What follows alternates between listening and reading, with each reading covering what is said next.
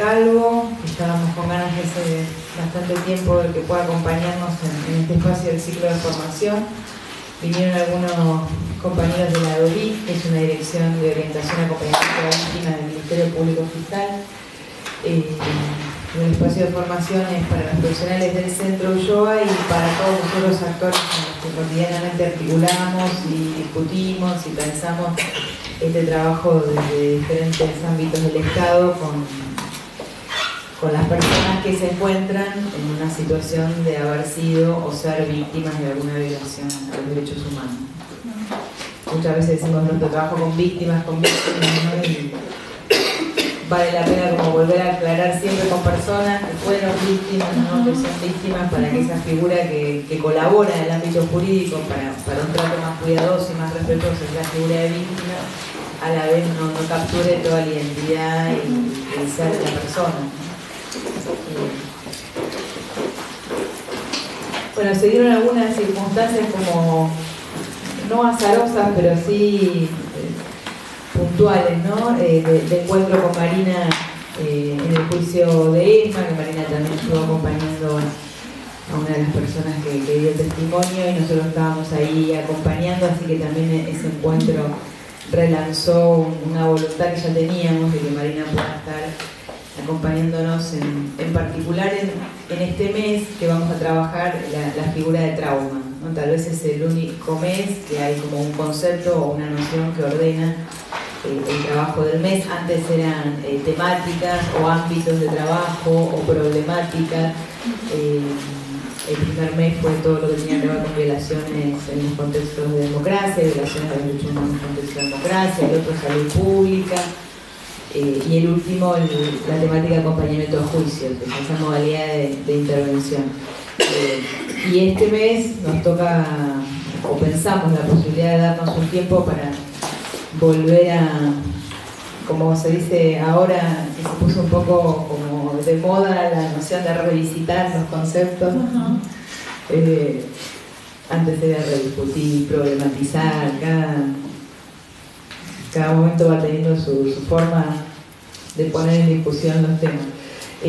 Pero bueno, el concepto de trauma, que es, digamos, familiar en el sentido de que hay una preponderancia del psicoanálisis en las prácticas que hacemos desde el centro, un enfoque, porque digamos, no todos son psicólogos, no todos son necesariamente psicoanalistas, incluso siendo psicólogos, pero el psicoanálisis es un sesgo y una marca importante para el trabajo del centro desde el nombre, ¿no? Desde los cuadros que acompañan alguna de las salas de acá, entre los que está el cuadro de Silvia Bleichmann y muchos otros psicoanalistas importantes para nuestro país. Entonces la noción de trauma que el psicoanálisis le ha dado un lugar es en algún sentido familiar, pero también venimos pensando la importancia de poder revisitar, situar, desplegar ese concepto en el marco del trabajo con personas que han sufrido violaciones muy serias a los derechos humanos y que esos hechos provenieron de un contexto social histórico y de instituciones particularmente. Entonces, bueno, cómo pensar esa variante del trauma era una de las inquietudes o de las preocupaciones, a la vez que cómo pensar la relación entre el sujeto y el hecho, ¿no? Bueno, qué cantidad de mediaciones, transformaciones, vectores que hacen que un hecho no necesariamente se inscriba de la misma manera para cada uno, ni se inscriba en los diferentes momentos de la historia igual para cada uno, ¿no? Los que tienen mucho tiempo de trabajo por ejemplo, con personas que fueron víctimas de terrorismo, también se puede ver a lo largo de la historia, en los diferentes contextos sociales y políticos, cómo las condiciones de posibilidad para el procesamiento de alguna vivencia de las que fueron objeto varían, ¿no? Varían en un contexto de justicia, varían en un contexto de impunidad, varían según otros elementos que, bueno, será parte también, ¿no? de lo que estamos en general discutiendo, si es de contexto, si es interior a la definición de lo traumático, cómo entra a jugar ese elemento exterior interno para lo que hace a los traumas que están atravesados por eventos de estas características. Bueno, Marina Calvo es psicoanalista. Este ciclo de este mes que trabaja sobre trauma va a ser con 2 psicoanalistas. La que viene va a venir Elisa Loyudice.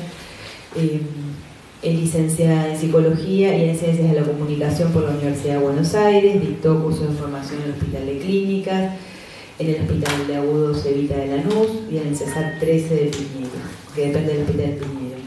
Entre los años 96 y 2007 realizó tareas de la Secretaría Científica en el seminario anual dictado por Silvia Bleichmar, con quien además se formó. Coordinó también la edición de los seminarios que fueron publicados. Durante el año 94 coordinó el registro testimonial de los afectados por el atentado a la AMIA para el archivo Mark Turkov, contratada por Joint Committee, que fue quien financió todo el proyecto de asistencia a las víctimas de Así que bueno, damos la palabra a Marina. ¿Cómo? A las víctimas del AMIA. Claro, sí. Y bueno, para abrir como el diálogo, las reflexiones con este tema, le agradecemos mucho. Bueno, muchas gracias a ustedes, gracias por la invitación. Me dio mucha alegría, venir. Los he ido conociendo algunos, por supuesto conozco el trabajo del centro. Y sí, fue una alegría para mí estar acá y además comparto no solamente algunas cuestiones teóricas con muchos de los referentes, sino un profundo cariño por gente que pudo en contextos muy terribles de la Argentina conservar la cabeza para darnos algunos operadores para poder trabajar, como Fernando, como Silvia, como tantos otros. Pero bueno, es muy importante el trabajo que hacen, hay mucho que conozco, hay mucho que no, me voy enterando que van haciendo cada vez cosas más. Cada vez más cosas y cosas muy interesantes y difíciles para trabajar.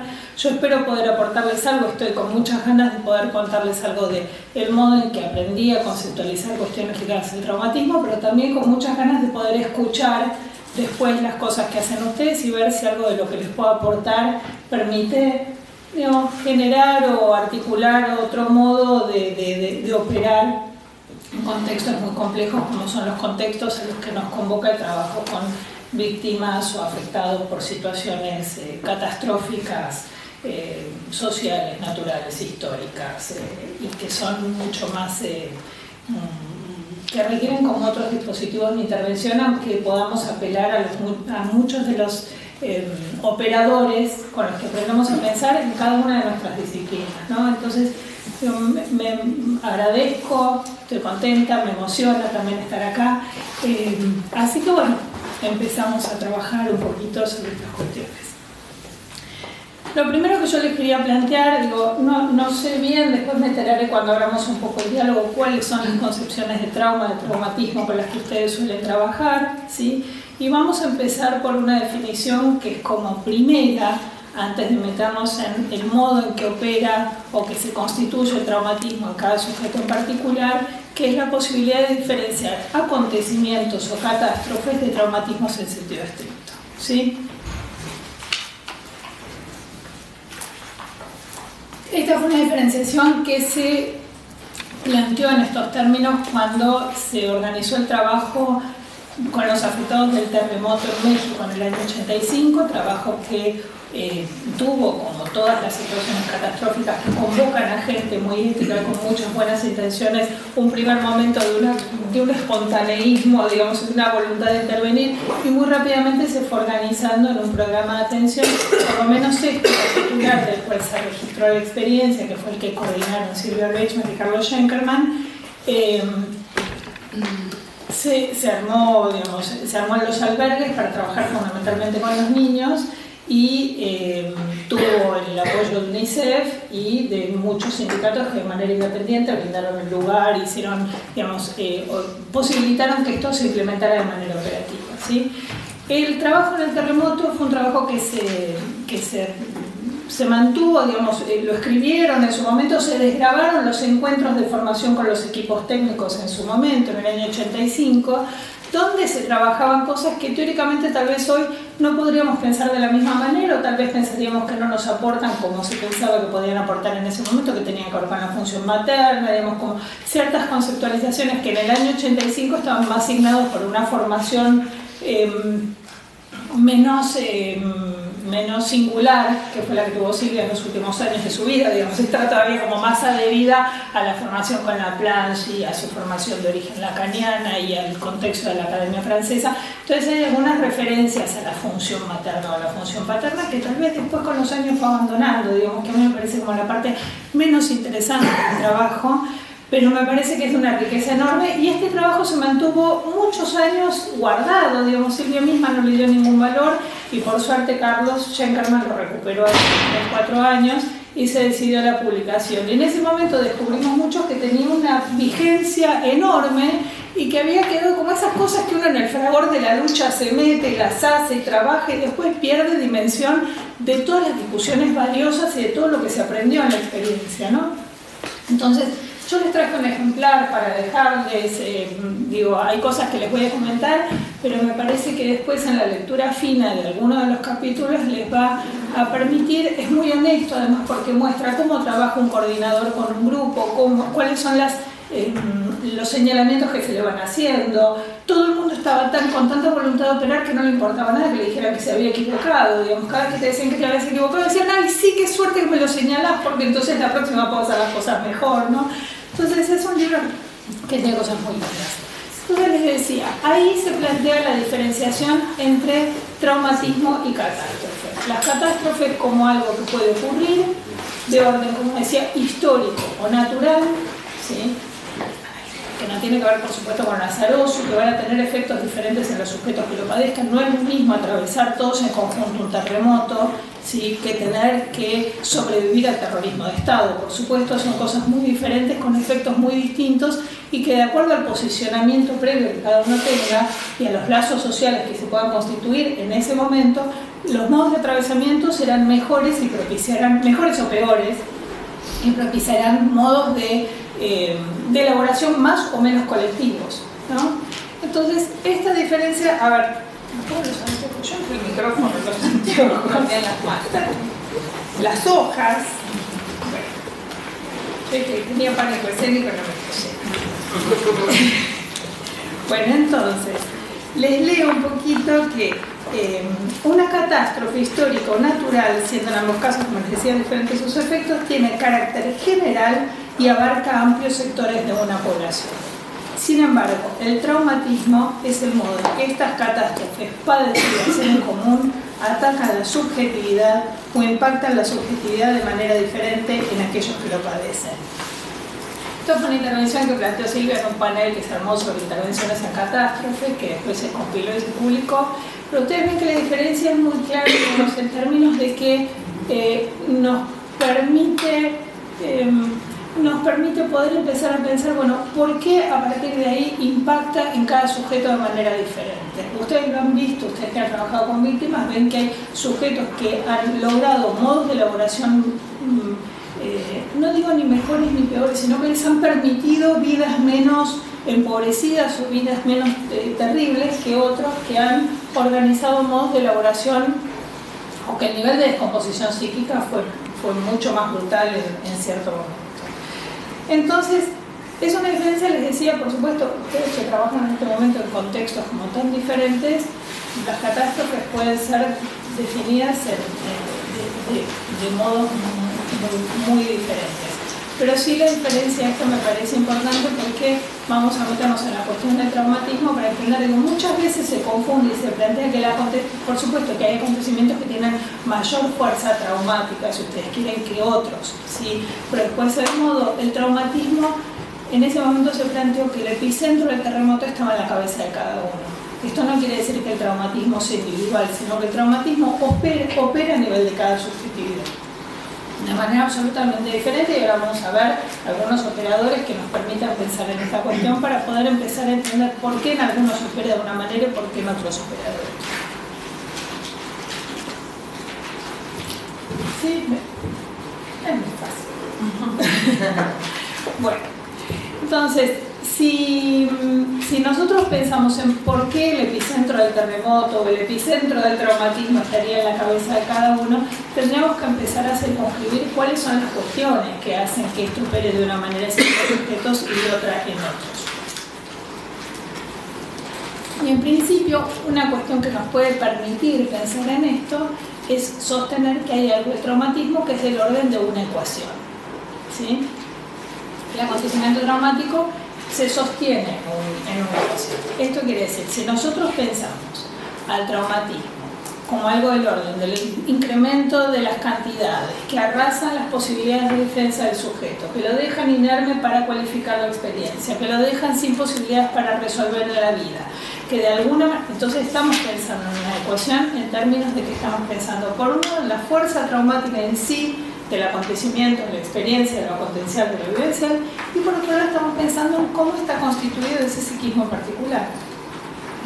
Hay psiquismos que operan y pueden hacer algo más con las cantidades que les arriban, y hay psiquismos que quedan más desmantelados por, digamos, no necesariamente por fallas, sino porque están organizados de modos que quieren más empobrecidos, ¿sí? Más empobrecidos es un modo de definirlo, pero en términos de que tienen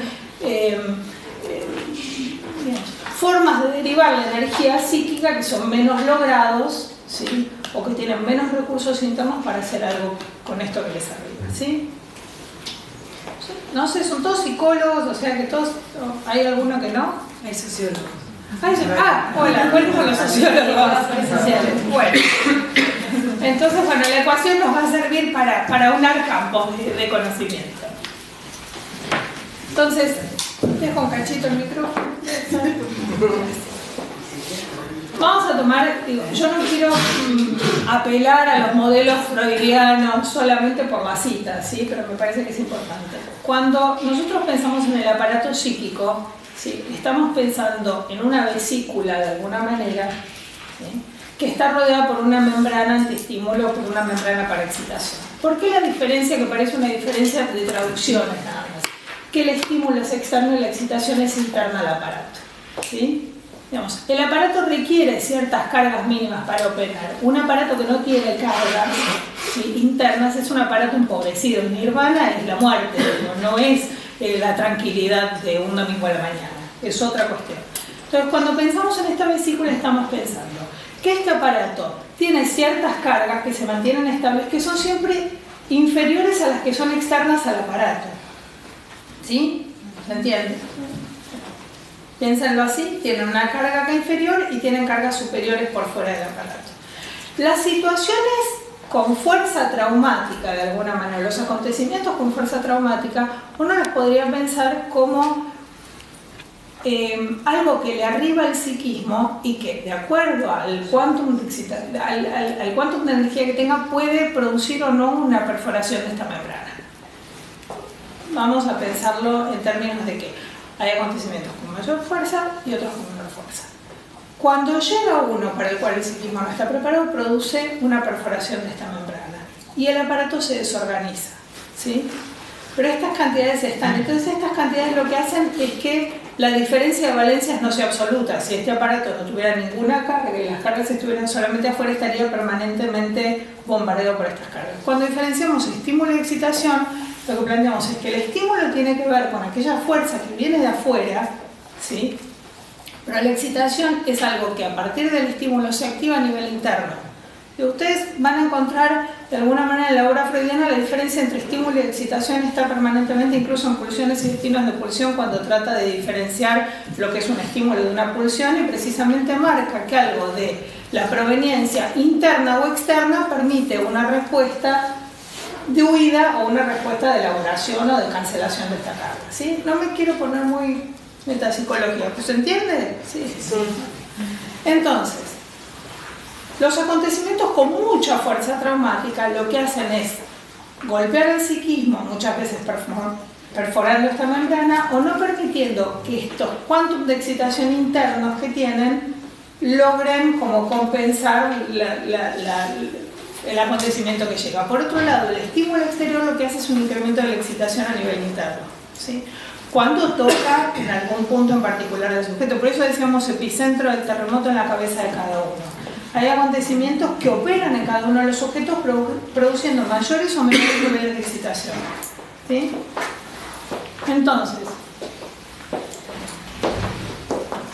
esta es una pregunta que siempre nos hacemos y que, digamos, ¿por qué este sujeto que atravesó cosas terribles se encuentra más organizado? ¿Sí? Y este sujeto que parece que atravesó una experiencia que en términos objetivos, digo, por eso es tan discutible las intervenciones en términos de objetivar la experiencia. Digo, muchas veces es absolutamente inútil como intervención. Bueno, pero no fue tan grave, o sí fue terrible. Digo, desde la propia valoración que puede hacer cada uno, porque no tiene nada que ver con los modos en los que operan adentro de la cabeza de cada uno de los sujetos. Entonces, cuando pensamos en una ecuación, estamos pensando precisamente, además, en algo que abre una posibilidad de futuro, que es que el traumatismo no es un acontecimiento puntual que ocurre de una vez y para siempre. Estamos abriendo la posibilidad de pensar cómo se opera en este psiquismo en particular, independientemente, digamos, conectado, no de manera aislada y autista de la experiencia en sí, pero pudiendo incidir en la capacidad operatoria de este psiquismo, y por otro lado nos abre algo que tiene que ver con algo del traumatismo en dos tiempos, ¿sí? O como una combinatoria de escenas. Ustedes, los que sean psicólogos, alguna vez leyeron que para que se produzca un trauma tiene que ver con una combinatoria de escenas, una con fuerza traumática y otra con idoneidad determinadora. La fuerza traumática lo que está planteando es un quantum energético. La idoneidad determinadora está planteando algo del orden de lo representacional, ¿sí? Que precisamente en cada sujeto difiere. No quiero perder. Era muy divertido cuando estudiábamos, algo que estudiamos con Silvia, que ella los mezclaba todo el tiempo, ¿sí? Decía fuerza determinadora y idoneidad traumática. Entonces decíamos, no, es al revés, es fuerza traumática. Y un día se pudrió que la corrigiéramos y dice, mire, en definitiva es lo mismo. Lo único interesante de esto es que hay uno que define en términos energéticos y otro que define en términos representacionales. Y que se necesita que se combinen ambos para que se produzca algo diferente, ¿sí? Entonces, ustedes lo que ven que vamos haciendo es tratando de desdoblar algo de la conceptualización del traumatismo, ¿sí? En un primer lugar, pensándolo en términos de ecuación, y en un segundo lugar, a partir de esa ecuación, pudiendo pensarlo en términos de colaboración de situaciones, o colaboración de escenas, o colaboración de experiencias diferentes.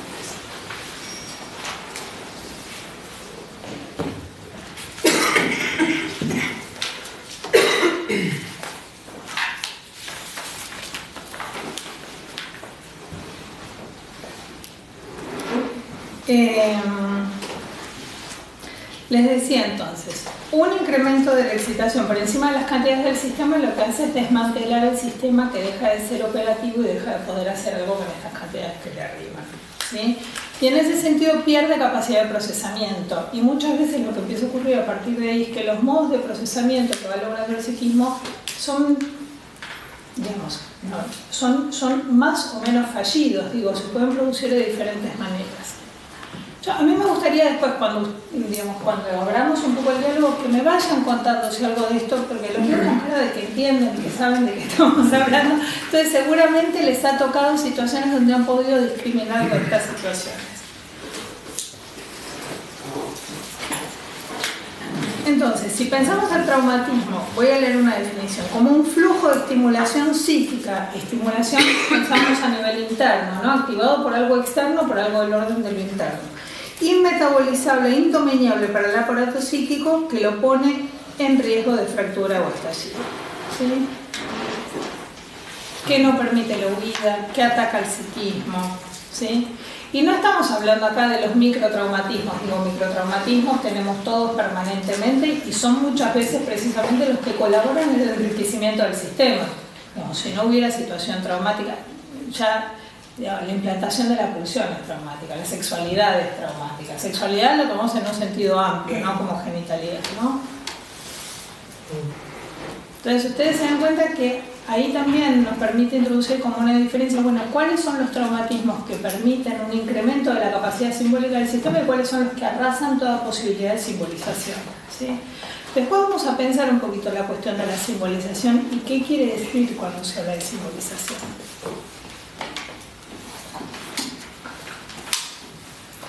Entonces, por un lado, la ecuación traumática, como les decía,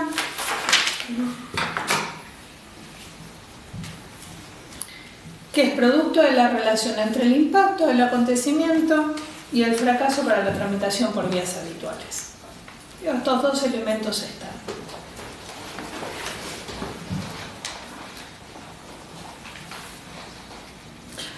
Hay traumatismos que pueden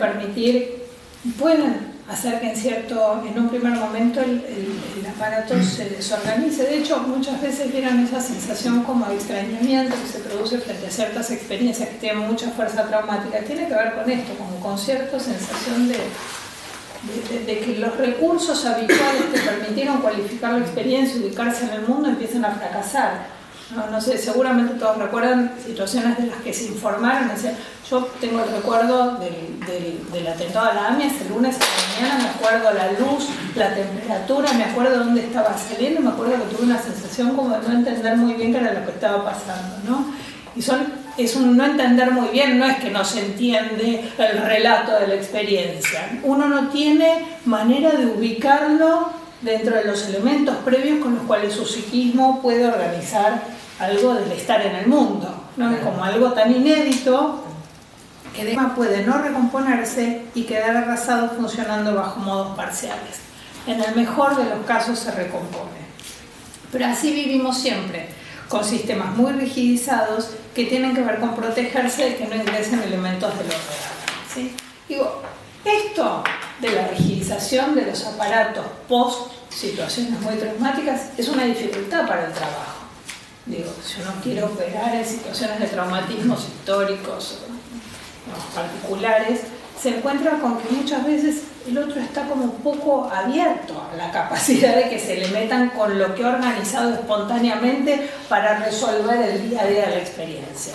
Entonces, esto de muchas maneras diferentes. No, mejor no hablar, no, yo ya lo tengo claro. Lo que está, vos decís eso porque no estuviste ahí. Vos no entendés de qué se trata, ¿no? Como muchas formas en las cuales se ha logrado un modo, una forma más o menos fallida de dominar la experiencia, pero después es insuficiente para seguir procesando otros tipos de información, porque además, pues vamos a ver como un núcleo ahí. Ay, yo siento que les estoy diciendo esto y que todo esto ya lo saben.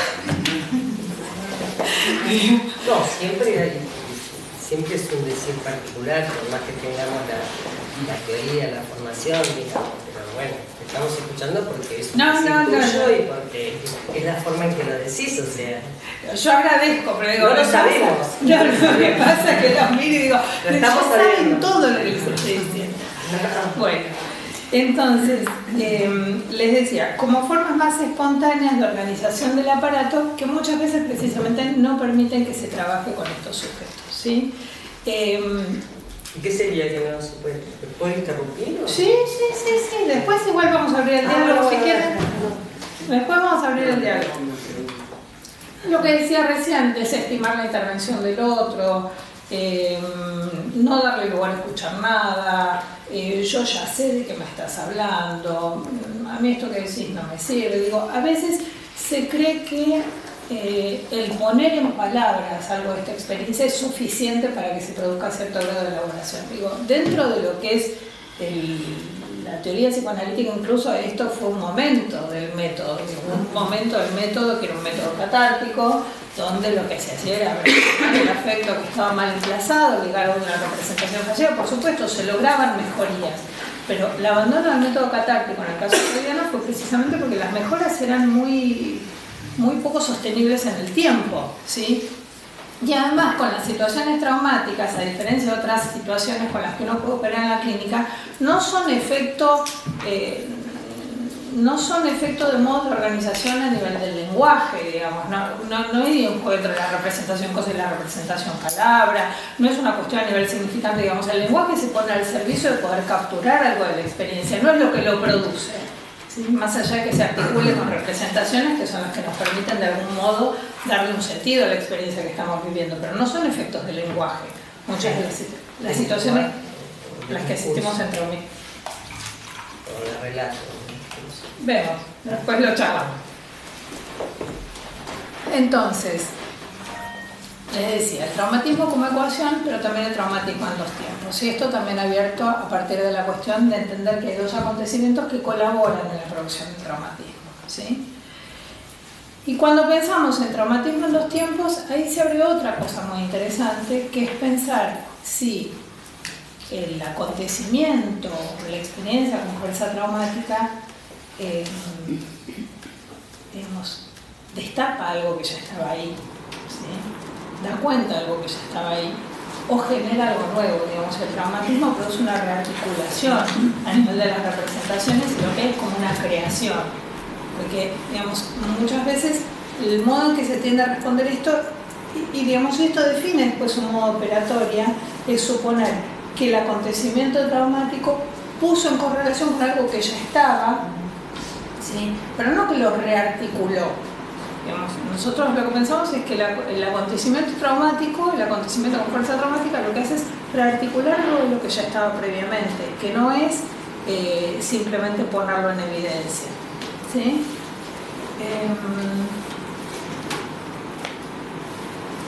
Esto me pasa por querer leer y al mismo tiempo hablar. Igual viene bien porque es un momento también de ingreso de nuevos colegas al centro, entonces nos viene bien a todos también con una puesta en común, ¿no? de ideas, conceptos, recorridos. Digo, por si ya se sabe o no se sabe, decirle a todos. Bien. Entonces, la cuestión es si el acontecimiento traumático desencadena, como decíamos, algo que se encontraba previamente de alguna manera latente, ¿sí? O si genera algo nuevo. En general, digamos, son 2 posiciones y van a definir modos diferentes de intervención, ¿sí? Porque si yo supongo que el acontecimiento traumático lo único que hizo fue desencadenar algo que estaba previamente, lo que voy a hacer es tratar de operar sobre eso que estaba previamente para, como si el acontecimiento traumático fuera una vicisitud de la vida más que pudiera haber desencadenado esto, como podría haberlo desencadenado cualquier otra cosa. Si yo pienso que lo que se produjo fue una articulación nueva, que se produce un sentido nuevo, que se produce un modo nuevo de conceptualizar, voy a intervenir de otro modo y por lo tanto voy a tener que articular ambos elementos en cualquier trabajo de intervención que haga. Intervención que, como les decía, creo yo, podemos debatirlo, tiene que ver fundamentalmente con algo del orden del lenguaje, de poder nominar algo de todo esto, pero de nominar algo de lo que no tuvo palabra o que no tiene palabra. Que esto no implica imponerle las palabras o los sentidos que uno suponga que tiene que tener aquel acontecimiento, sino a partir de los elementos que el sujeto trae, poder ir construyendo un sentido diferente, ¿sí? Para trabajar con estas cuestiones, uno de los operadores que nos legó Silvia en su momento, que digamos, lo hemos pensado incluso a nivel hospitalario en situaciones traumáticas que son de otro orden, que no tienen que ver con las catástrofes históricas o sociales, sino con los traumatismos de la vida, los traumatismos más esperables de la vida, pero frente a situaciones para las cuales no hay palabras. Yo utilizaba, y escribió sobre esto, está en este librito, la noción de simbolizaciones de transición. ¿Alguna vez lo escucharon nombrar? ¿Saben lo que se trata? Que es interesante porque es una herramienta que uno podría pensar para este movimiento, digamos, si uno hace un movimiento de simbolización o pretende hacer un movimiento colaborando en la simbolización de aquello que no fue simbolizado, es una herramienta útil en el sentido siguiente. Eso es lo que proponía cuando definía las simbolizaciones de transición, lo proponía para lo que sostenía era lo que definía en un momento como el psicoanálisis de frontera, ¿sí? Psicoanálisis de frontera le llamaba a las situaciones con niños que no estaban todavía normóticamente constituidos, sin situaciones de trastorno que podían producirse en estos niños, o para procesos no neuróticos en pacientes adultos, o para el traumatismo. Digamos, en uno de sus libros lo definió para estas 3 situaciones clínicas.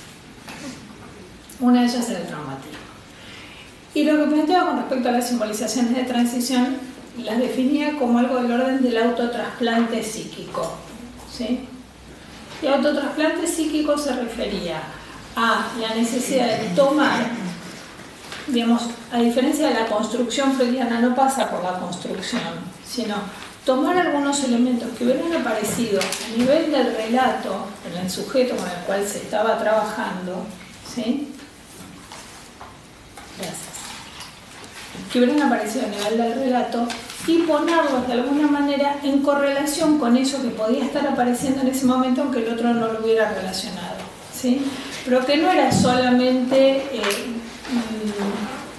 digamos, hacer un intento de nominación, sino ponerlo en correlación con otro elemento, ¿sí? ¿Se entiende? ¿Cómo? Como puente. Como puente, por eso le decía autotrasplante psíquico, tomaba la imagen de los autotrasplantes de piel, ¿no? A mí me parece que es una linda idea, digo, ¿y cuál sería la diferencia con la construcción? Si ustedes conocen el concepto de construcción en Freud, Freud sostiene que la construcción tiene que ver con la construcción de un fragmento histórico, ¿sí? Que se arma no de una manera hipotética. Silvia lo que plantea es armarlo de una manera hipotética, de una manera abductiva, digamos, como un explorador, ¿sí? Con un elemento que apareció como recortado y poder organizar un orden de, digamos, un orden de correlación entre estos elementos que aparecen como sueltos y estallados, pero no es dar una explicación acabada. Freud dice, una construcción uno la propone y en ese momento empiezan a aparecer recuerdos hipermnésicos de la experiencia, como que la aparición del recuerdo hipermnésico era la confirmación de que la construcción que realizaba el terapeuta era correcta, ¿no? Como que uno había adivinado un contexto de historia. Esto apela no solamente a eso, sino también a la posibilidad de ponerlo en correlación precisamente con algo enunciado. Ella era muy precisa cuando trabajaba en relación a la diferencia entre lo manifiesto y lo consciente. Digamos, un sujeto puede enunciar sin que necesariamente aquello que está diciendo sea consciente en sentido estricto, ¿sí? Esto hay otros teóricos que lo plantean de otra manera. Digamos, Lacan tiene una formulación que tiene que ver con estas cuestiones, pero ella lo toma de Freud y en Freud está en lo inconsciente, ¿sí? La referencia de que no todo lo manifiesto es consciente, y en ese sentido aquel que está escuchando tiene que hacer como un trabajo muy fino para poder discriminar de qué orden es cada uno de estos elementos y poder dirimir si son estrictamente conscientes o no lo son, ¿sí? Yo les iba a... Digamos, Carlos en el prólogo de este libro decía, historizar simbolizando, eslabonar de un modo significante los efectos de lo potencial traumático que el sujeto sabe pero cuyos modos de insistencia desconoce, ¿sí? Historizar simbolizando, digamos, ustedes ven que está la referencia al histórico permanentemente, no es una simbolización in situ. De hecho, cuando vean ahí en el trabajo que se realizó con los afectados en el terremoto en México, una de las consignas tenía que ver con ubicar temporalmente algo de la experiencia, ¿sí? Les voy a leer unas cositas muy cortitas, pero que tienen que ver con eso. Algo de la consigna tenía que ver con la posibilidad de plantear de dónde venimos, dónde estamos parados y a dónde creemos que vamos, ¿sí? Y el lugar de la historia opera siempre en términos de la posibilidad de un sujeto de ubicarse en relación al acontecimiento, un poco para que no quede como fijado y boyando alrededor de ese punto en particular que genera tanto sufrimiento y tanto nivel muchas veces de empobrecimiento del psiquismo. Simbolizaciones de transición, les decía entonces, me parece que es un operador interesante. Si quieren después les dejo la bibliografía o la referencia bibliográfica, porque digamos, yo no he trabajado no he trabajado en trabajé en otros contextos con los sujetos con los que entiendo que ustedes están trabajando en este momento. Trabajo con otro tipo de traumatismos que no dejan de ser terribles para el sujeto, digo, pero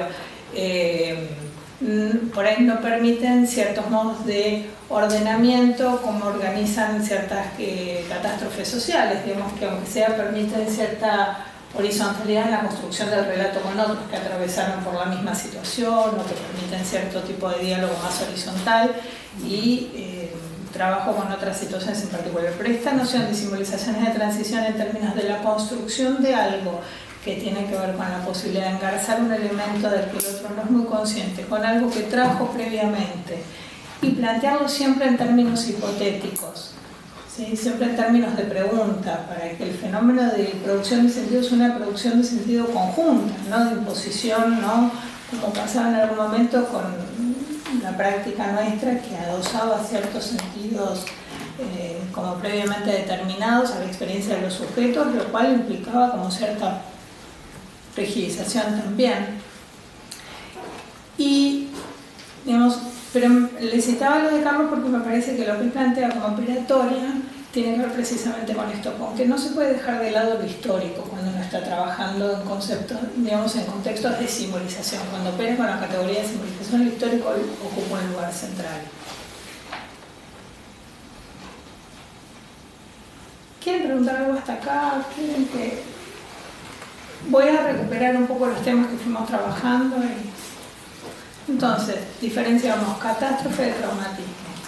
Pensábamos el traumatismo como efecto de una ecuación y pensábamos también que el traumatismo se produce en dos tiempos. En ese sentido, cada uno de los sujetos con los que ustedes se encuentren, que hayan atravesado una situación que es aquella situación que, genera la consulta, ¿sí? Se le van a activar cosas a nivel propio que tienen que ver con su propia historia traumática también. ¿Ustedes con qué dispositivo trabajan en general? ¿Cómo trabajan con la gente con la que trabajan? Básicamente hay dos grandes tipos. Una es el acompañamiento, sobre todo en los contextos de creación de juicios, que puede implicar entrevistas previas, el momento del juicio y después, y los tratamientos. Pues hay toda otra variedad de intervenciones que nosotros ponemos dentro del marco del centro asistencial, que no necesariamente tienen que transcurrir en el consultorio o en el edificio, ¿no? Entonces, al principio porque hay veces pedidos de intervención de personas que están presas, entonces necesariamente se va hacia ahí. Después porque a veces es en articulación con otras personas que están interviniendo, sobre todo en los casos de violencia como extrema o situaciones de muerte. Entonces por ahí son entrevistas junto con la Procubin, entrevistas junto con una de la persona. Y ahí se van desplegando una serie de intervenciones que nosotros entendemos forman parte del campo de la salud y de la salud mental, que por ahí hay veces que no son ni acompañamiento estrictamente, ni tratamiento, ¿no? Pero si hubiera que diferenciar dos grandes marcos de trabajo. ¿Y en los tratamientos todos están en los equipos tratantes o están diferenciados por diferentes modos de intervención? ¿Cómo? Los que son profesionales de la salud están a cargo de tratamiento. También hay trabajadores sociales que forman parte también de los tratamientos desde el ámbito en el que están trabajando. ¿Y los tratamientos como perdón, les pregunto así, puedo pensar con ustedes algo de esto si les es útil o no? ¿Los tratamientos cómo los encaran? ¿Cómo los definen? ¿Cómo definen los modos de intervención? ¿Con qué? ¿Depende de la formación de cada uno? ¿Tienen líneas generales de intervención? ¿Cómo es? Si alguien quiere... Claro, que alguien comience. Hay algunas cuestiones más de encuadre general y otras van a variar en relación a cada analista. En general se trabaja con una orientación psicoanalítica, eso es así en todos y está la decisión de que siga haciendo. Después un tratamiento estamos discutiendo el tiempo, por ejemplo, como uno de los elementos, también por la cantidad de consultas que está habiendo. Se dan en un esquema pautado, según el caso la cantidad de sesiones semanales. Hay algunos que trabajan con entrevistas preliminares, otros que no. Ahí ya depende dentro del psicoanálisis con qué marco teórico cada uno trabaje. Y hay un espacio inicial donde la persona que consulta tiene una entrevista de admisión, la persona que consulta directamente, y depende de las dos áreas en que está organizado el centro, que una tiene que ver con víctimas de terrorismo y otra víctimas de violaciones a derechos humanos en contexto de democracia, la admisión se arma con un punto de equipo profesional. Lo que tiene que ver con violaciones actuales, decidimos que haya un trabajador social desde el comienzo, porque en general es un sector social más bajo, con temas importantes que hacen a eso, donde el hecho por el que se encuentran nosotros es un hecho en una serie histórica de otras situaciones de vulnerabilidad de derechos. Y en la admisión de la otra competencia hay un psiquiatra desde el comienzo. Y bueno, y no sé, nos encontramos con situaciones variadas. Hay otra cuestión de la temporalidad también, según uno u otro tema, ¿no? Si bien personas que son víctimas del terrorismo, uno no podría decir que el tiempo en que ocurrieron los hechos necesariamente terminó, porque hay veces, ¿no?, que uno encuentra como esto de la temporalidad del trauma, como sobre todo en los aspectos o no elaborados o no elaborables, que está muy presente, pero lo cierto es que hay algo del efecto externo, traumatizante, que por lo menos en un trazo grueso y en este periodo de la historia ya uno no lo podría definir como activo necesariamente. En cambio, en otra área, no sé, murió el hijo porque la señora viene a consultar hace una semana, o el chico acaba de salir de una comisaría y todavía tiene lesiones en el cuerpo. Hay algo, o vive en el mismo barrio donde se va a encontrar con el policía que lo torturó, o acá donde estamos empezando a trabajar con cosas de femicidio, con abortos no punibles. Entonces hay como una preponderancia de la actualidad del evento traumante o traumatizante, que está como una herida abierta no solo por la capacidad metabólica de cada uno, sino porque lo exterior sigue operando. Claro. Entonces hay, según las áreas de trabajo, hay como algunas diferencias en el tiempo, en la preponderancia del tipo de clase social que consulta, la modalidad de dispositivo de intervención. Muy bien. No, les preguntaba porque, por ejemplo, con respecto a esto de la temporalidad, que Nicolás me había comentado un poco, digamos, desde esta propuesta que yo les hago para pensar lo traumático, yo les diría que la temporalidad, digamos, no es la temporalidad, es la temporalidad del psiquismo, seguramente muchos trabajan en ese sentido, digo, hay algo de la temporalidad. Cuando fue la temporada, a mí empezaron a venir una enorme cantidad de viejitos aterrados con la sensación de que se venía el nazismo, ¿sí? Y había algo que no podía pensar, bueno, como decía algo, esto desencadenó una angustia que estaba encapsulada, que no le habían dado entidad en su momento, eran sujetos que en su momento no habían podido medir, muy viejitos, que no habían podido medir el efecto de lo que estaba ocurriendo a nivel social, ¿sí? Y ahora venían ante el atentado de la AMIA aterrados, pero literalmente, o sea, paralizados, que no podían moverse, y ahí en ese caso uno podría decir, bueno, este acontecimiento sin duda generó algo nuevo, porque en términos concretos era como muy difícil, digo, en ese contexto de la Argentina de democracia de los años 90, horrible democracia, horrible gobierno, pero era lo que había en ese momento, digo, no había espacio para que estos sujetos tuvieran esta sensación tan catastrófica. Y en muchos casos, digo, las hipótesis que se debatían en ese momento era, bueno, está sintiendo lo que no pudo sentir en ese momento, está sintiendo algo nuevo, se le está produciendo, digo, y esto depende de cada sujeto, del modo en que cada sujeto lo enuncia. Entonces, la cuestión del autor es muy compleja en términos de traumatismo.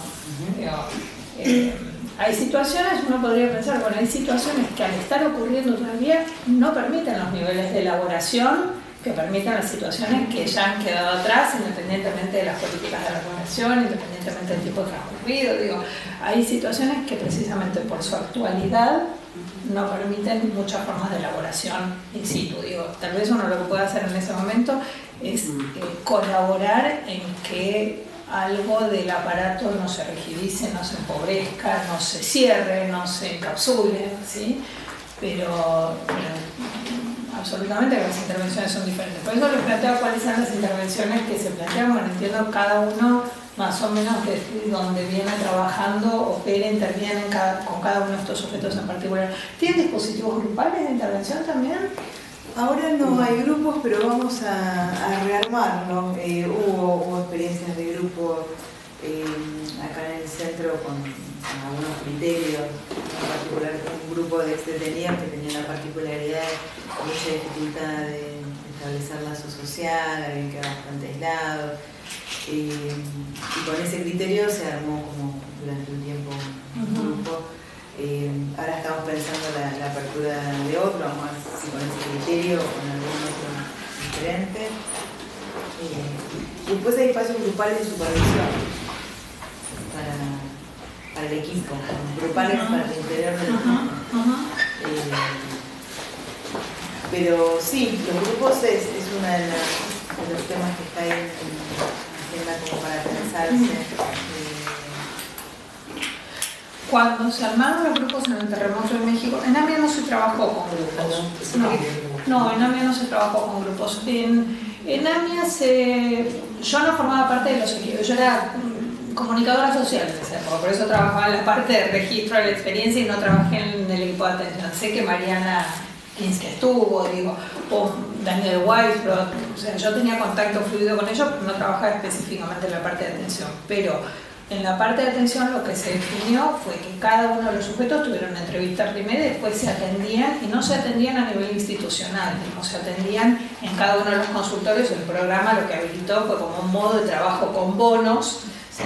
Pero lo que se pensó es que era mejor que cada uno de los sujetos tuviera un espacio individual de trabajo, de elaboración de la experiencia, y no colaborar en la población, digamos, de duelos colectivos que operaran, porque realmente las experiencias en relación al atentado, salvo los que estaban adentro y que trabajaban juntos y que en muchos sentidos, porque ya tenían un lazo social organizado por lo laboral, digo, que ya tenían como espacios de elaboración colectiva más o menos espontáneamente organizados, digamos, porque se conocían de toda la vida, porque digamos, padecían las mismas pérdidas, pero después cada uno de los sujetos tuvo un espacio de intervención diferente y, como le decía Nicolás, eran afectados, y los afectados eran de vastísimos órdenes, digamos, podían ser afectados directos, podían ser familiares, podían ser gente del barrio. Digo, de hecho hubo algunas consultas de gente del barrio que estaba aterrada, ¿no? Entonces, que consultó en ese momento y el programa se sostuvo un tiempo. Después, como pasa a veces, bueno, empezó a haber conflicto, ruido entre las instituciones, entre AMIA y DAIA, y si unos avalaban o no avalaban, no sé qué. Digamos, el Joint prosiguió con el programa, y el programa estaba sostenido en varias cosas. Estaba la atención, ¿sí? Se hacía triage, digamos, que los sujetos que estaban como más desmantelados psíquicamente iban a dispositivos particulares de intervención, pero los sujetos en los cuales se trataban de paliar las posibles consecuencias más patológicas del terremoto, se trabajaba en grupos. Y es precioso el trabajito digamos, toda la parte. Si quieren les comento algunas cosas. Y ahí está, digamos, en la bibliografía, la cuestión de las simbolizaciones. ¿De transición? Sí, hay un texto que lo publicó Topía en este librito, en el desmantelamiento de la subjetividad, ¿sí? Que trabaja sobre la cuestión de simbolizaciones de transición. Es una referencia que después aparece en muchos seminarios de manera cruzada, ¿sí? Pero sí está la cuestión de la construcción, digamos, de manera más aductiva, hipotética, la noción de autotrasplante psíquico, la noción de que sean simbolizaciones de transición. ¿Por qué? Porque no son las definitivas, digamos, porque es como producir un tejido psíquico que permita que después el aparato procese también de maneras más personales, si querés, pero no va a ser esa. No es una simbolización plaqué, por eso decía, a diferencia de la simbolización prestada, ¿sí? Del terapeuta, se usa un elemento traído en el contexto del encuentro de estos dos sujetos para después permitir que sobre ese tejidito se arme algo más definitivo, más propio. En este capítulo, yo les dejo acá el libroteo en biblioteca. Biblioteca, bueno, tenemos catalogada. Este libro se llama Psicoanálisis extramuros, puesta a prueba frente a lo traumático, ¿sí? A mí el capítulo que les recomiendo fuertemente leer es el capítulo 2, ¿sí? Me parece... Ese libro que comentaste. Sí, este es el que voy a dejar, que es El traumatismo, la búsqueda de la simbolización. Digamos, es un texto donde en la primera parte trabaja sobre todo la cuestión de lo traumático. Yo no me quise meter como mucho con ciertas cuestiones que acaba trabajando, porque me parecía que digamos, que tiene que ver con los modos en que se conceptualiza el traumatismo más allá, el modo en que lo conceptualiza la Planche, digamos, muchas de esas cosas ustedes seguramente ya las saben, ¿sí? Salvo por ahí la diferencia que plantea, que está acá entre la Planche y Freud, el modo de pensar el traumatismo como algo, en Freud, como algo que convoca al sujeto, que tiene capturado al sujeto, y para la Planche lo plantea más como un núcleo, ¿sí?, que queda ahí sin estatuto dentro del psiquismo, que somete al sujeto, digamos, que no lo convoca. En ambos casos lo que comparten es que hay algo del orden de la compulsión, digamos, que hay una repetición que se produce en relación a lo traumático y que uno tiene que tratar de diferenciar, digamos, muchas veces estos procesos de búsqueda del sentido para lo traumático lo que generan son movimientos de nueva traumatización, que ustedes lo habrán visto como gente que no puede dejar de leer acerca de lo que le ocurrió, ¿no? Y agarra todo lo que se escribió sobre aquello en lo que estuvo involucrado, implicado o afectado, agarra todos los papelitos y leen como los niños judíos que leen el diario de Ana Frank una y otra vez, ¿no? Como algo tratando de entender algo de la experiencia, ¿sí? Pero que muchas veces opera retraumatizando, digamos, no necesariamente la búsqueda de información son modos de elaboración más complejas, a veces resultan digamos, en una forma como compulsiva y autotraumatizante, donde se vuelve a estar en el mismo lugar porque se reitera la lectura. Entonces, hablar, ¿no? A veces hablar puede ser también eso. Hablar también puede ser eso. Compulsión no elaborativa. ¿Ustedes leyeron el caso de Marilu Pelento de la niña de los ovnis? ¿No lo leyeron? Es una preciosidad. Marilu escribía muy poco, lamentablemente, y era una persona extraordinaria.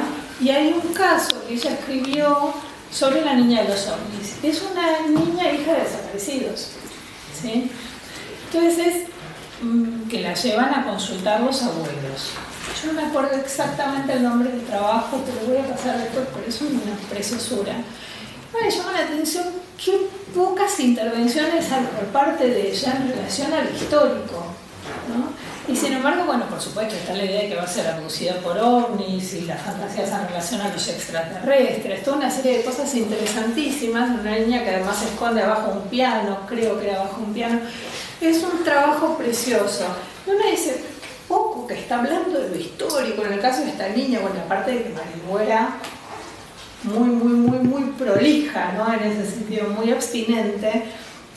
Y es extraordinario cómo empiezan a desplegarse las cuestiones ligadas a la desaparición de los padres en el trabajo con la analista.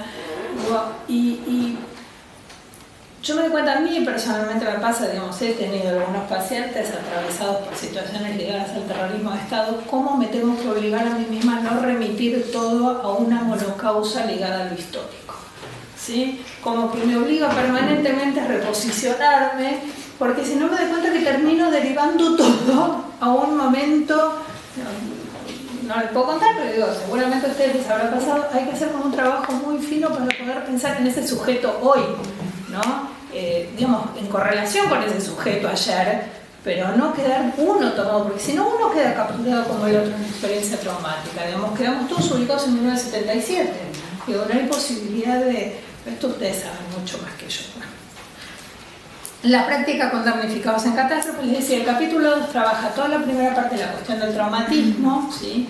Releva algunas nociones freudianas, plantea las diferencias en relación a Freud y después plantea la práctica con damnificados por catástrofes. ¿Por qué es precioso esto? Porque va tomando una supervisión de un grupo que se hizo con algunos niños y va mostrando momento a momento ¿por qué haría esto? ¿Por qué no haría el otro? ¿Y cuál es la racionalidad con la que va operando? Yo les voy leyendo algunas cositas muy sueltas.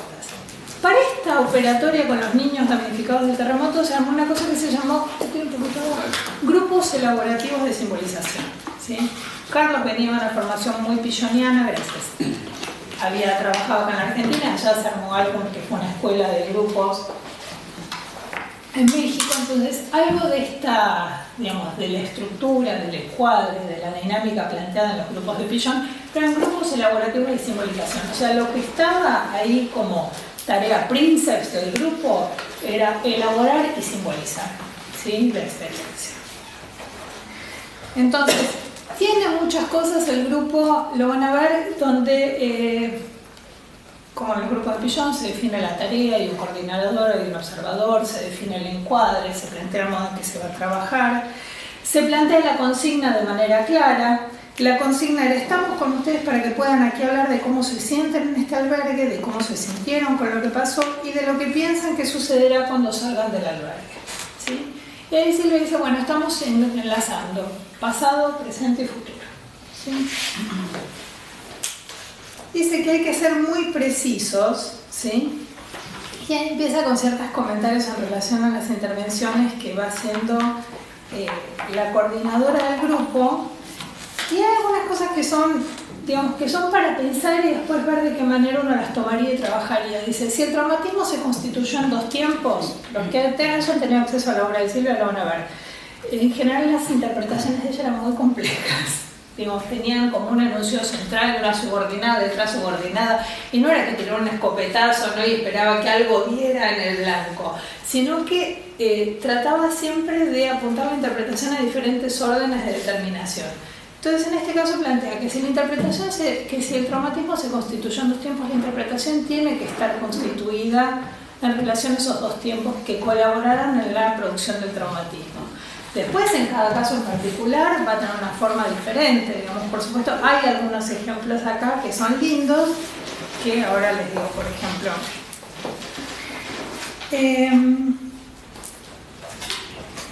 hay que explicar por qué uno está allí, y dice que estamos para ayudarlos a pensar. Yo estoy acá para ayudarlos a pensar y entender todo esto que les pasó y les está pasando, y para que ustedes se puedan sentir mejor a medida que vayan entendiendo, ¿sí?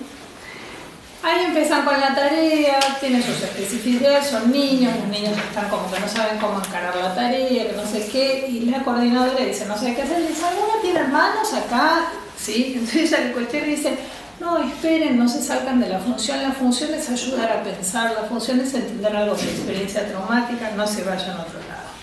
Después hay unas cosas que va planteando en relación a la operatoria de este grupo en particular, se empiezan a reír, si se señalan o no se señalan las defensas maníacas, de qué manera se señalan, ¿no? Entonces dice: bueno, se puede hacer una intervención de que esto les angustia mucho, entonces se ríen, digo, cosas como más clásicas de las intervenciones en psicoanálisis, ¿sí?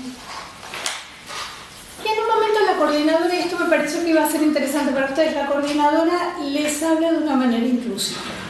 Bueno, a ustedes les pasa esto por todo lo que hemos dejado, ¿sí? Dice: esto es un error cuando uno trabaja en estos contextos. Dice: porque si uno tiene que ayudar a pensar al otro, no puede entrar en una falsa simetrización, ¿sí? No puede plantear lo que hemos dejado, lo que nos dolió. Dice: cuando un chico se golpea, la mamá no puede llorar con él, tiene que estar ahí para contenerlo, no porque el terapeuta sea la mamá, ¿sí? Pero lo que está planteando es que es necesario que cuando el otro esté sufriendo, uno, sin ser una piedra, ¿sí?, pudiendo ser empático con el sufrimiento del otro, no quede capturado por el sufrimiento del otro, porque si no, ¿quién sostiene? ¿Sí?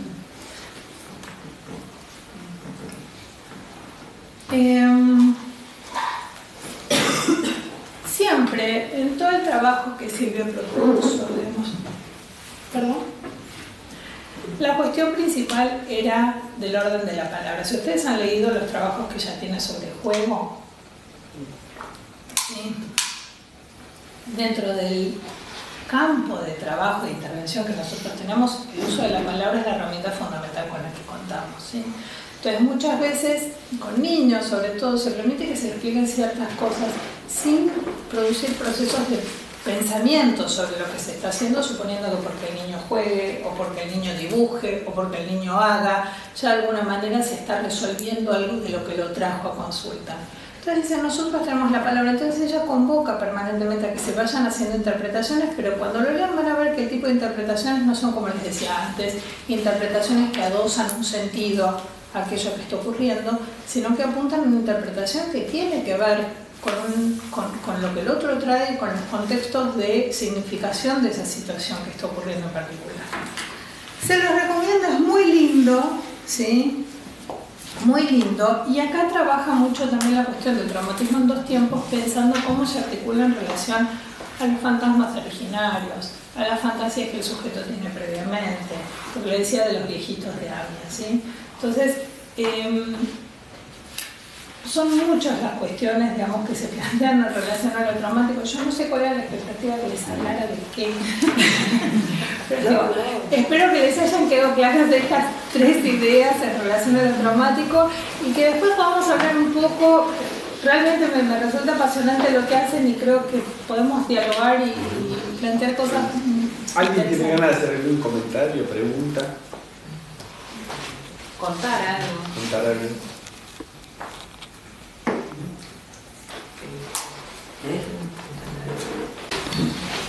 A mí me ha pasado, digo, yo me doy cuenta de correrme, Porque es como a mí me fuerte, fascina porque empiezo a tener nietos como pacientes, ¿no? Nietos. Y es interesantísimo la significación que organizan acerca de la desaparición del abuelo y el modo de emplazarse en relación al sufrimiento de la madre o del padre. Digo, los padres son los que son hijos, ¿sí? Y estos chicos que ya no son chicos, ya son adultos jóvenes, digo, vienen con toda una carga, digamos, saben tanto del tema, saben tanto y sin embargo no saben muchas veces cómo les impacta subjetivamente, ¿sí? Se les plantean de formas de lo más extrañas y es muy complejo, no, digamos, como decía antes, no remitirlo uno permanentemente a, digamos, precisamente, pero como haría con cualquier paciente, digo, si no aparece la historia de la abuelita que vino de Polonia, ¿por qué remitir a la abuelita que vino de Polonia como si hubiera una... Vamos, siempre traía una cuestión que tenía que ver, que es la materialidad psíquica. ¿Sobre qué materialidad psíquica se produce la transmisión transgeneracional? ¿Sí? Digamos, hay ciertas cuestiones que se transmiten de generación a generación, pero no de una manera espiritualista. Digamos, hay una materialidad sobre la cual esto se plantea. No les voy a contar el caso porque además están filmando, pero tengo una paciente que yo quiero mucho, atiendo hace muchos años, con crisis de angustia muy intensas, una nieta, y un día vino profundamente angustiado porque ante una discusión con la madre, que es la que es hija, la madre le dijo, no me haces feliz, ¿sí? Y esta chica, pero se desmoronó literalmente, ¿no? Y fue interesantísimo porque a partir de ahí pudo empezar a pensar un poco cuál sentía ella que era su función en relación al aspecto reparatorio, en relación a la madre, pero cómo hasta la había dejado como en un lugar de captura. Estaba todo el tiempo atenta si la mamá estaba triste, si la mamá no estaba triste, si la mamá... Y estamos hablando de una adulta, ¿no? Una niña de 6 años, ¿no? Pero incluso era muy interesante el modo en que ella hablaba de sí misma, decía que ella de chica no paraba de reírse, ¿no? Y yo fui la primera persona que le preguntó, ¿por qué te reías todo el tiempo? ¿No? Porque nadie le había preguntado, estaban todos tan contentos de que hubiera alguien tan feliz en la familia que nadie le preguntó por qué no podía parar de reírse. Y había cosas muy angustiosas circulando, pero no quedar como tomado por lo macro histórico, más allá de que uno acuerde, no acuerde. Digo, por supuesto, yo estoy convencida que esta historia en particular ha incidido en ella mucho más de lo que ella puede enunciar, pero en modos absolutamente particulares, metabólicos, subjetivos, ¿sí? Y yo no lo puedo definir a priori. Entonces, los traumatismos, digo, esta discusión, ¿por qué viene acá ese sujeto? No, ya viene acá, no va a cualquier otro lugar, por algo viene a este lugar y no va a otro, ¿no? Habiendo tantos lugares. Tal vez necesita que alguien mantenga la memoria mientras puede desplegar otras cosas de su propia vida, de su propia subjetividad, y que otro sea como el factotum de la memoria, ¿sí? Como se hace frente a ciertas cuestiones traumáticas. Yo pienso, no tiene que ver estrictamente con el traumatismo, pero una pacientita muy chiquita, muy divina, que yo atendí que era encoprética, a los 4 años terminó el tratamiento. Vino 8 meses, se ordenó un poco lo que le estaba ocurriendo, se resolvió el aspecto por el que consultaban y después su ruta. La última sesión venía a la plaza con la abuela y me trajo una botella de agua mineral así, llena de arena y agua, ¿no? Hasta arriba. Me dijo, te la doy, guárdamela. Yo tengo las cacas de esta nena en el placar del consultorio, ya debe ser una adolescente, digo, que pone el rastro hace mucho tiempo. Digo, una vez tiene que cumplir esa función, creo yo. Son posicionamientos. Por algo viene un tipo acá, aunque no esté hablando permanentemente de las vejaciones y las torturas y las violaciones que padeció. No, tal vez necesita que sea otro el que no se olvide mientras él puede desplegar cosas de otro orden. Pero por eso a mí me interesa tanto que ustedes me cuenten, porque yo por ahí... Sí, también es la diferencia entre hacer victimología, sobre todo en un centro de asistencia del Estado, que tienen su nombre la palabra víctima y que uno tiene que ser víctima para poder atenderse acá, víctima directa, indirecta, no importa, pero tiene que serlo. Poder correrse y ubicar el trauma y trabajarlo de otro modo es la diferencia entre hacer victimología o la dirección de la cura apuntando a que esa persona conmueva algo también de esa posición. Sino como Estado también necesitamos las víctimas para poder seguir trabajando. Es como complejo también desde acá, pero me parece que es eso la diferencia. Me parece que son cosas que han discutido mucho ustedes. Sí. No se agotan igual, no es que ya... Igual eso sí, creo que se venía una y otra vez el posicionamiento, ¿no? En relación como al tema, porque también los relatos de los pacientes cuando surgen, ¿no? O son iniciales, ¿no? Si son hechos que acaban de acontecer porque vienen porque antes de ayer mataron a mi hijo, o porque lo mataron hace un mes y hace un mes que no puedo dormir y los relatos son también de una crudeza que muchas veces a uno lo pueden dejar capturado, ¿no? Y en ese sentido quedar uno como afectado, ¿no? También del relato del horror del otro, y ahí como ese señalamiento que hacía Silvia, perder la posición, ¿no? De exterioridad para poder ayudar. Y después porque es más trabajoso, ¿no? El espacio abstinente es más trabajoso, siempre y cuando uno no sea una piedra, que quizás es más fácil, pero si uno no es una piedra es más trabajoso. Sí, Laplace tenía una definición en la cubeta, es una definición en relación a la abstinencia que me parece linda, que dice que uno es, se abstiene de saber, la abstinencia es de saber y de poder. Que se jueguen esos dos términos, que no se jueguen términos amorosos, ¿sí? Uno se puede conmover, ¿sí? Y a veces la conmoción no permite que el otro se conmueva frente a algo que ha permanecido como encapsulado y congelado y rigidizado mucho tiempo. Esto no quiere decir que me esté llorando con el pañuelo todas las sesiones, ¿sí? Pero muchas veces el conmoverse, sobre todo en sujetos que han atravesado situaciones donde parte de su sufrimiento tuvo que ver con la dificultad del otro para conmoverse. ¿Sí? Porque las víctimas con lo que se han encontrado muchas veces es con los aspectos impiadosos del otro, precisamente con la dificultad para conmoverse, que es una pregunta, ¿cómo no lo conmovía mi sufrimiento? ¿Cómo no lo conmovía mi llanto? ¿Cómo no lo conmovía? ¿No? Una pregunta que aparece de manera reiterada en los relatos de las víctimas, ¿no? La sensación de que el otro es una piedra sostenida en el otro. Entonces yo creo que la posibilidad de conmoverse es válida mientras no tiña todo la conmoción de uno. La conmoción de uno es una posibilidad de que el otro precisamente quede enfrentado frente a algo.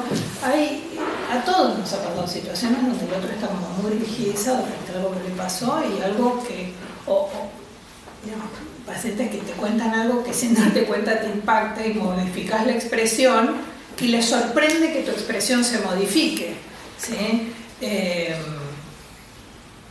Entonces, Laplace lo que plantea es eso, abstinencia de saber y de poder. Yo no sé cómo lo tiene que procesar, yo no sé qué tiene que hacer con su vida, pero eso no me exime de cierta simetría, digamos, de cierta responsabilidad, ¿sí? Entonces, la abstinencia no es abstinencia de todo, ¿sí? Saber y poder, digamos, simplemente.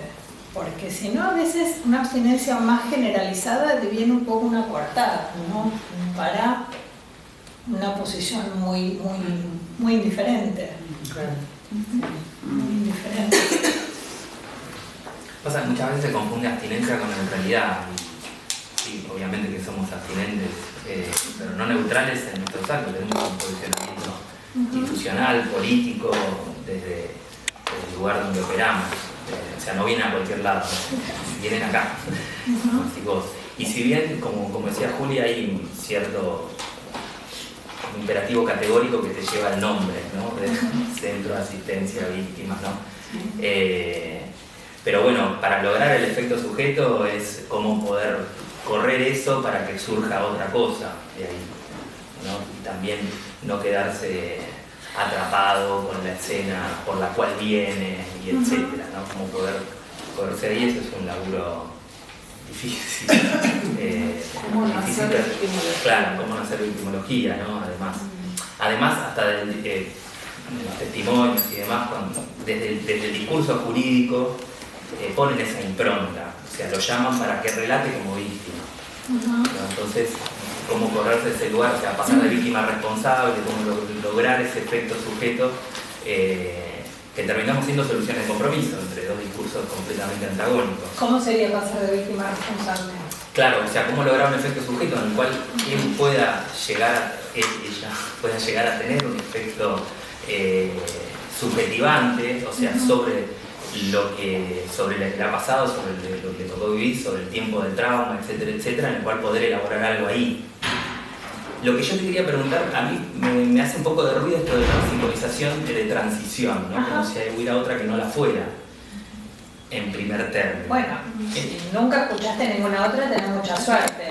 Si nunca tuviste una lista como las que teníamos de 30 años los niños, donde había simbolizaciones que no eran simbolizaciones de transición, digamos, hubo un modo de interpretación simbólico, sí, en la Argentina lo hubo, y hay formas que perviven. A mí me da mucha risa siempre Carlos Kach refiriéndose a la cuestión de las capas geológicas que tiene nuestra clínica, ¿no? Real de Azuá lo plantaba para la literatura, pero él lo planteaba en relación a las traducciones, ¿no? Decía que la Argentina tuvo una posmodernidad avant la lettre, porque en la década del 20 éramos modernistas, románticos, estaban todos los estilos definidos, digamos, de manera muy laxa y muy mezclada, porque eran los tiempos que signaban las traducciones. Eso nos ha pasado a nosotros en muchos campos del conocimiento, aunque tengamos producción propia y una vastísima y extraordinaria producción de pensamiento propio, pero muchas veces ha habido como diferentes capas geológicas de construcción de pensamiento acerca de ciertos ítems que conviven, ¿no? Cómodamente. Como que no hay un estado de normalización. Entonces, hubo durante mucho tiempo lo que signó los modos de interpretación en la clínica psicoanalítica era la interpretación simbólica. Y si vos te pones a leer los libros de la década del 50, te querés matar. Digo, la década del 50, la década del 40, la década del 30, pero digo, ciertas afirmaciones que se hacían acerca de los sujetos, ¿sí? Además con esta concepción del inconsciente como el otro yo, ¿no? Que regía desde los fondos, ¿no? Entonces uno era siempre un sujeto escindido. Una cosa es que uno sea un sujeto escindido y en conflicto, y otra cosa es, como se planteó en algún momento, que todo lo que tiene que ver con el yo representación, con el cual uno se reconoce y se define en el mundo, sea una estructura de descubrimiento del verdadero ser que está en los fondos. Entonces durante mucho tiempo hubo modos de interpretación que tenían que ver con interpretación simbólica, interpretación predefinida, de acuerdo a fantasmas que se sostenían que eran universales, ¿sí? Entonces, bueno, si vos sostenés que no hay ninguna si no hay ninguna simbolización más que la de transición, tenés mucha suerte vos y la gente que te ve a vos, ¿sí? Digo, no, digo que la simbolización se pueden conmover con el trabajo, o sea, obviamente que hay capas y demás, pero me resultaba así como raro escuchar. De todos modos tiene una especificidad la cuestión de simbolización de transición, por eso diferenciándola de construcciones. No es una ocurrencia del terapeuta, ¿sí? Es algo que de alguna manera pone en correlación un elemento ya parecido con algo que está ocurriendo en ese momento en particular, ¿sí? Entonces, por eso le da como este estatuto de abducción y de hipótesis, y se plantea en esos términos. ¿Sí? No pensás que es posible que esto que estás diciendo algo tenga que ver con eso que trajiste aquella vez, ¿sí? Y que no es imponer ni imponerse a la asociación libre, digamos. Muchas veces, precisamente porque son procesos no simbólicos, la asociación libre está cortada. Digamos, ¿sobre qué vas a avanzar? Entonces, no puedes interpretar, bueno, tenés que producir material, ¿no? O sea, la necesidad de producir material está en todos nosotros. Entonces, también precisamente por la fijeza que implican los procesos traumáticos, esto que parece asociación libre muchas veces no lo es. Y como les decía hace rato, a veces esto que parece consciente en realidad es manifiesto y no hay un sujeto emplazado en relación a eso que se está diciendo. Digo, muchas veces las víctimas precisamente pueden hablar de procesos brutales a los que se han visto sometidos de una manera que uno podría pensar subjetivamente, y sería un error, como desafectivizados, y no basta con marcar que el afecto esté o no esté presente. Digo, tienes que posicionar al otro en relación a lo que está diciendo. Primero que se escuche, ¿qué pensás vos de esto que estás diciendo y qué sentís frente a lo que me estás contando? ¿Sí? Para después abrir todo otro camino, digamos. El problema es que muchas veces esas vías se cortaron. Entonces, yo no soy muy amante de la de la idea, esto Julieta lo sabe, de cualificar el afecto, ¿sí? En esos términos. ¿Qué afecto? ¿Quién cualifica? ¿Desde dónde? ¿Con qué criterio? ¿Sí? Entiendo que hay procesos que aparecen como desafectivizados, o que hay algo del afecto que está como sepultado, sumergido, coartado en su expresión, pero de todas maneras creo que lo que uno tiene que hacer es apuntar a poner en correlación eso que te está diciendo con la ausencia de un afecto y no plantear cuál es el afecto que tendría que estar presente, porque uno no lo sabe, puede intuirlo, pero no lo sabe. Entonces me parece que las simbolizaciones de transición apuntan a eso. Cuando uno dice cualificar un afecto, de alguna manera, en términos así brutales, ¿no? Porque hay gente que sostiene formas de trabajo que apuntan a la cualificación de ciertos afectos, pero no desde una posición de identificación transitiva como la mamá, nene, ponete el pullover, tenemos frío, ¿no? Hay como formas en las cuales uno opera, pero no sé si es este el aspecto que te ha servido. Si vos pensás que es el único tipo de intervención, digamos, ¿es eso lo que te ha servido o es otra cosa? No, como que cualquier tipo de simbolización, ya sea en un espacio transferencial, es siempre a modo de hipótesis, es siempre a modo transicional. Digo, después está sujeta a reformulaciones constantes, digo, desde el mismo trabajo y del mismo inconsciente que se construye de a dos en la transferencia. ¿No? Si no sería Dr. Jekyll y Mr. Hyde siempre esa personalidad dual, o sea, el inconsciente a construir siempre, por todo lo susceptible de ser consciente. Y cuando hablabas del trauma de los tiempos y de México, me acordaba de una escena que relata uno de los sobrevivientes de ESMA cuando aparece por televisión Cavallo en México. Cavallo es un represor que lo agarran en México, que él tiene como una escena de perplejidad, lo ve por la televisión y dice, ese es Sérpico Marcelo, que era el nombre y queda así como... Se queda perplejo el tipo, no sé, se queda sin coordenada simbólica o metáfora fálica, no sé, lo que le quieras poner de todo, cualquier contenido teórico, ¿no? Y me acordé de esa escena, o sea, cómo se pasa del S2 al S1, o sea, hay una cuestión de perplejidad que el tipo se queda sin herramientas. ¿La perplejidad de la que se le atribuía? Cuando lo ve el tipo en la televisión, un momento como de extrañeza, de cuestión éxtima, no sé, como así en términos teóricos puedo poner cualquier palabra. Pero me acordé de eso, de cómo se vuelve a ese tiempo lógico. El trauma es esa extraña familiaridad. Claro. Sí, eso es. Que se lo ve en la televisión y se queda sin palabras, sino un tiempo, ¿no? Después vuelve otra vez el aparato a andar. Yo le hubiera preguntado qué de esa imagen le produjo esa perplejidad, ¿no? ¿Cuáles fueron los elementos? Digo, era brutal la imagen de Cavallo, parecía un bancario, ¿sí? Bueno, veía un señor de trajecito gris, ¿no? Que se iba a tomar su avioncito. Digo, no perdía la dimensión del sujeto tan brutal que había ahí. Yo fui muy amiga toda la infancia de Marina Roque, que hizo el documental de Cavallo entre rejas. Éramos compañeras de colegio y parte del mismo grupo de amigas. Y digo, hay cosas muy brutales en el modo en que aparece Cavallo. Entonces, yo le preguntaría qué fue lo que le produjo tanto impacto, ¿sí? No era una situación de paciente, de transferencial. No, pero yo a mis amigos les pregunto también. O a otros sujetos, digo, les pregunto por curiosidad, ¿no? ¿Qué fue lo que le impactó tanto? Independientemente de la teoría que puede armar, primero, ¿qué fue el elemento que les impactó tanto? Pero también uno podría pensar, bueno, la disociación entre la imagen que aparecía en televisión con el recuerdo que uno tenía, digamos, es como si se adosaran dos imágenes diferentes, no lo sé, por eso creo que el trabajo con cada uno de los afectados o de las víctimas es un trabajo individual, particular, como están haciendo ustedes, ¿no? Pero que tiene que ver con poder poner al otro, bueno, no sé, no estoy diciendo tiene que ver, digo, se me ocurre lo que yo haría en ese contexto en particular.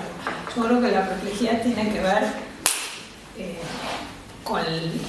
con la fuerza de lo traumático, ¿sí? Con que obliga a que se reorganicen, como dicen los chicos, se te quemaron los papeles, que obliga a reordenar todas las variables con las cuales te organizas en el mundo. No dejan de ser variables representacionales, que son las que te permiten operar, y de repente se produce en un contexto algo de fractura muy brutal, ¿no? Por eso, además, en su momento se diferenciaron las catástrofes naturales de las catástrofes históricas, digo, con las significaciones que activan. No es lo mismo que un terremoto nos afecte a todos, ¿sí? a quedar sometido al sadismo de un otro, o de un sistema que avala el sadismo. Entonces son cosas muy diferentes y que impactan cada uno de un modo muy distinto. Y uno tiene otros, digamos, otros recursos, pero también porque los puntos que son tocados, a ver, es diferente. Bueno, todo nos puede pasar a todos, ¿sí? Un terremoto, que este sujeto, ¿no? Hay sujetos capaces de hacerle esto a otros, ¿no? Y de gozar de una manera brutal con este dolor y este sufrimiento que produce. Entonces digo, los fantasmas que se activan son de otro orden. Uno tiene que ver con la indefensión y otro tiene que ver con el sadismo, con la crueldad. Son cosas totalmente diferentes y requieren órdenes de intervención muy distintos, aunque estemos hablando de traumatismos. Sí. Hay un texto de Colette Soler que trabaja un poco esa diferencia, ¿no? En relación a los eventos sociales, los genocidios, la inclusión del otro, un conflicto que involucra necesariamente al otro y que el sujeto queda en posición de objeto. Sí. Que es una diferencia importante. Después están las catástrofes sociales, naturales. Nosotros vamos a empezar a trabajar con los chicos de Cromañón ahora, con muchas dificultades en la atención a la ciudad, entonces vamos a empezar a trabajar con ellos. Y ahí se van sumando eventos, ¿no? Ocurre el incendio en el lugar. Y ocurre 10 años después que no encuentran espacio de atención. Entonces, a ese hecho traumático, ¿no? Con la inscripción que cada uno haya tenido, se suma una situación de desvalimiento que ya no es el incendio, ni es lo que no se pudo procesar internamente, sino también son otros elementos que nosotros vamos viendo, ¿no? Que componen de alguna manera lo que uno podría decir lo traumático en sentido amplio, ¿no? Con todos los vectores que conforman la situación y que no son exteriores, ¿no? Porque a veces según cómo opere ese elemento o no, de un sujeto alojado, un sujeto desvalido por el Estado, va a haber una incidencia importante, por lo menos en las posibilidades de partida para la elaboración. Entonces, bueno, cómo pensar esos elementos que hacen a lo social, histórico, como parte, de alguna manera también interna al fenómeno del traumatismo.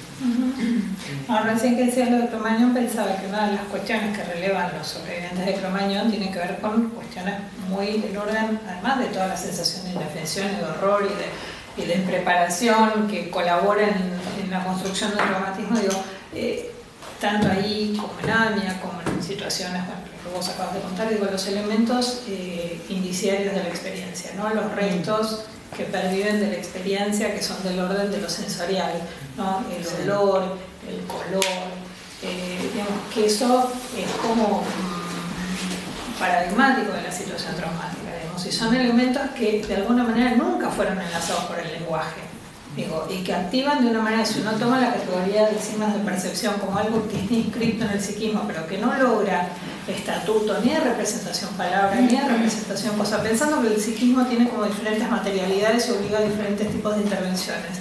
Estos signos de percepción que acompañan a la experiencia, digamos, de la experiencia que queda como sobre la que se organiza el traumatismo, ¿sí? Requieren operatorias diferentes, no tienen que ver con, digamos, ahí sí, las simbolizaciones de transición son importantes en el sentido de que requieren cierto modo de denominación o de captura a través del lenguaje, no son capturables por el lenguaje de manera espontánea, ¿sí? Son restos desgajados de la experiencia que operan de manera metonímica y que muchas veces retrotraen al sujeto a la experiencia traumática.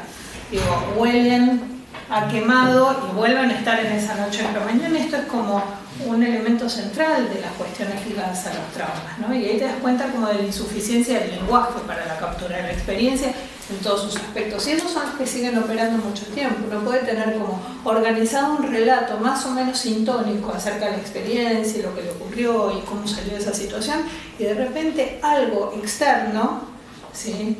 Un olor, una luz lo dispara y lo remite, que esto es, digamos, con las víctimas de cualquier situación, lo ves permanentemente. ¿Sí? Bueno, te agradecemos. No, por favor. Muchas gracias. No,